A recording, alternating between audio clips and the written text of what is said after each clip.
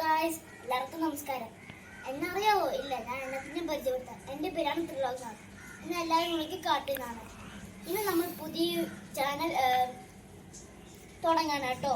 അപ്പോൾ ഇന്ന് എൻ്റെ കൂടെ ഞാൻ മാത്രമല്ല, എൻ്റെ കൂടെ വേറെ ആളും കൂടെ ഉണ്ട്. ഞാൻ കാണിച്ചു തരാം കേട്ടോ. അമ്മാമ എന്തോ.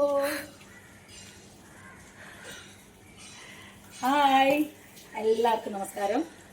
ഞാൻ എൻ്റെ കുഞ്ഞുമോനും ചേർന്ന് ഞങ്ങൾ ഇന്നൊരു ചാനൽ തുടങ്ങാൻ പോകുന്നു കേട്ടോ യൂട്യൂബിൽ.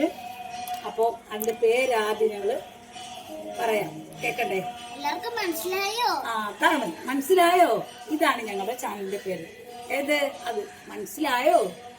ഓക്കെ, എല്ലാവരും സപ്പോർട്ട് ചെയ്യണം കേട്ടോ. കേട്ടോ, എല്ലാവരും ഞങ്ങളെ സപ്പോർട്ട് ചെയ്യണം. ഇന്നത്തെ വീഡിയോ എന്താണെന്ന് വെച്ച് കഴിഞ്ഞാൽ നമ്മൾ എടുക്കാൻ പോകുന്നത് ഞങ്ങളുടെ വീടിൻ്റെ തൊട്ടടുത്തുള്ള തന്നെ അമ്പലത്തിൽ ഉത്സവമാണ്, കൊടിയേറ്റാണ്.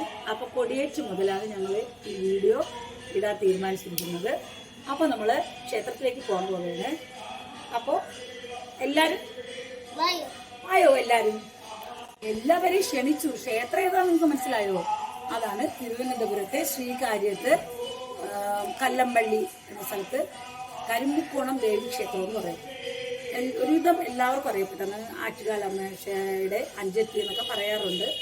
അതിൻ്റെ അങ്ങോട്ടുള്ളതായിരിക്കും നമുക്കറിയില്ല, എങ്കിലും അങ്ങനെ പറയാറുണ്ട്. അതേപോലെ തന്നെ വളരെ വലിയ ഘോഷയാത്രയോടുകൂടി സമാപനമൊക്കെ നടത്തുന്ന ഒരു വലിയ ക്ഷേത്രമാണ് കരിമ്പുക്കോണം ദേവി ക്ഷേത്രം.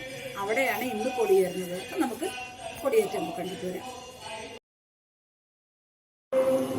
കരിമ്പുക്കോണം ക്ഷേത്രത്തെക്കുറിച്ച് പറയുകയാണെങ്കിൽ ഇന്ന് അതിനേക്കാളും ചെറുതിലെ തന്നെ എൻ്റെ ഓർമ്മ ശരിയാണെങ്കിൽ വളരെ പണ്ട് മുതലേ തന്നെ ഈ ക്ഷേത്രോത്സവത്തിന് ഞാൻ പങ്കെടുത്തിരുന്നതാണ്, അല്ലാതെ അമ്പലത്തിലും. പക്ഷേ അന്ന് എങ്ങനെയാണെന്ന് വെച്ച് കഴിഞ്ഞാൽ ഇതുപോലൊരു അമ്പലമല്ല.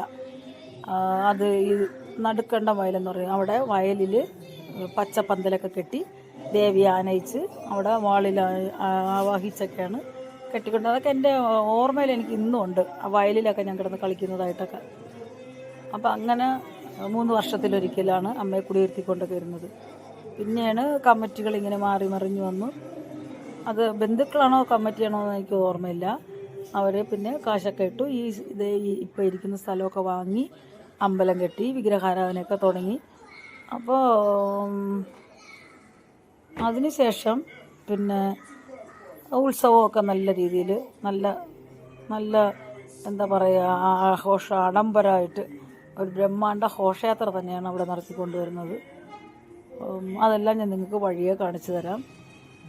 ഇപ്പോൾ മനസ്സിലായോ എന്ന ഞങ്ങളുടെ TV വീഡിയോ ചാനലിൽ ഞങ്ങൾക്ക് ആദ്യം തന്നെ തുടങ്ങാമെന്ന് വിചാരിച്ചിരുന്ന അതേ അവസരത്തിൽ തന്നെ അമ്മേരവിടെ കുടിയിരുത്തും ഒക്കെ തുടങ്ങിയത് വളരെ നല്ലതായി. അപ്പോൾ ഞങ്ങൾക്ക് ആദ്യം നമുക്ക് ദൈവാനുഗ്രഹത്താൽ അമ്മയുടെ കാര്യങ്ങൾ തന്നെ നമുക്ക് ഇടാൻ പറ്റുമല്ലോ, അത് തന്നെ വളരെ ഒരു സന്തോഷമായി കാണുന്നു. അപ്പോൾ എല്ലാവരും ഇത് കാണുക, ഷെയർ ചെയ്യുക, സബ്സ്ക്രൈബ് ചെയ്യുക, ലൈക്ക്, കമൻറ്റ് എല്ലാം തന്ന് എന്നെയും എൻ്റെ കാർത്തികുട്ടിനെയും സപ്പോർട്ട് ചെയ്ത് ഉയർത്തിക്കൊണ്ടുവരിക. ഓക്കെ, അടുത്ത വീഡിയോ